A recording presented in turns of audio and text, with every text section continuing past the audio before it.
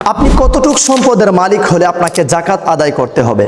যাকাত আদায় করার সঠিক নিয়ম কি? যাকাত কারা গ্রহণ করতে পারবে? নিজের আপন আত্মীয় স্বজন, ছেলে মেয়ে, ভাই বোন, তারা যদি আলাদা হয়ে যাওয়ার পর এদের যদি গরিবী হালত থাকে, তারা যাকাত গ্রহণ করতে পারবে কি হবে? এই প্রসঙ্গে আরো অনেক কিছু জানতে পারবেন আজকের এই ভিডিও থেকে, তাই না টেনে সম্পূর্ণ ভিডিওটি দেখতে থাকুন। আসসালামু আলাইকুম রাহমাতুল্লাহ, নাহমাদুহু ওয়া নুসাল্লি ওয়া নুসাল্লিমু আলা রাসূলিহিল কারীম, আম্মা বা'দ, ফাআউযু বিল্লাহি মিনাশ শাইতানির রাজীম, বিসমিল্লাহির রহমানির রহিম।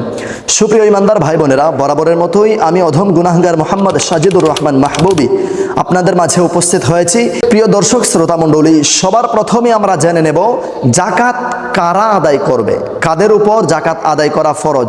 আল্লাহ রাব্বুল আলামিন কুরআনুল কারিমে বলেন, ওয়া আকিমুস সালাতা ওয়া আতুজ যাকাহ, তোমরা সালাত আদায় করো এবং যাকাত প্রদান করো। আল্লাহ রাব্বুল আলামিন বলেন, যতবার সালাতের কথা বলেছেন ততবার যাকাতের কথা বলেছেন। সালাতের সাথে সাথে আল্লাহ রাব্বুল আলামিন যাকাতের কথা বলেছেন, নামাজের পরপরই যাকাত দেওয়ার কথা বলেছেন। ইসলামের 5টি স্তম্ভের মধ্যে একটি হচ্ছে যাকাত।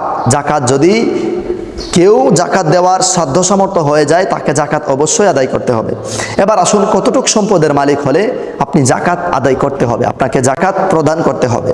আসুন আমরা জেনে নিই। যাকাত একমাত্র তারাই আদায় করবে যারা প্রাপ্তবয়স্ক এবং যাদের নিসাব পরিমাণ সম্পদ রয়েছে। এবার নিসাবটা কি? আমরা গত ভিডিওতে ফিতরা সম্পর্কে কথা বলতে গিয়ে নিসাবের সমপরিমাণ নিসাব আমরা বুঝতে পেরেছি, কিন্তু এরপরেও আমরা যাকাত যেহেতু আরেকটি বিষয়, নিসাবটা আমরা একটু জেনে নিই।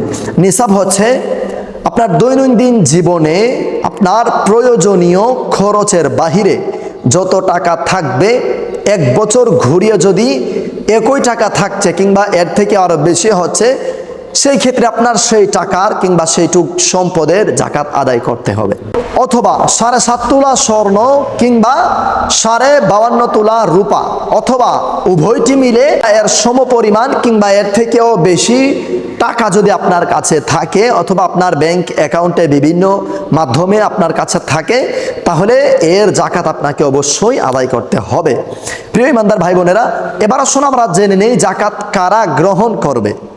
যাকাত কারা গ্রহণ করবে? পবিত্র কোরআনুল কারিমে সূরা তাওবার 60 নম্বর আয়াতে আল্লাহ রাব্বুল আলামিন বলেন, 8 প্রকারের মানুষ যাকাত গ্রহণ করতে পারবে।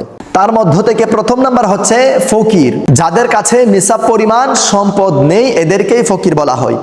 দ্বিতীয় নাম্বার হচ্ছে মিসকিন, যারা নিঃস্ব অসহায়, যাদের কাছে কোনো সম্পদ নেই, অর্থাৎ যাদের মা বাবা নেই অথবা থাকার পরেও কোনো সাহায্য সহযোগিতা করার মতো নেই,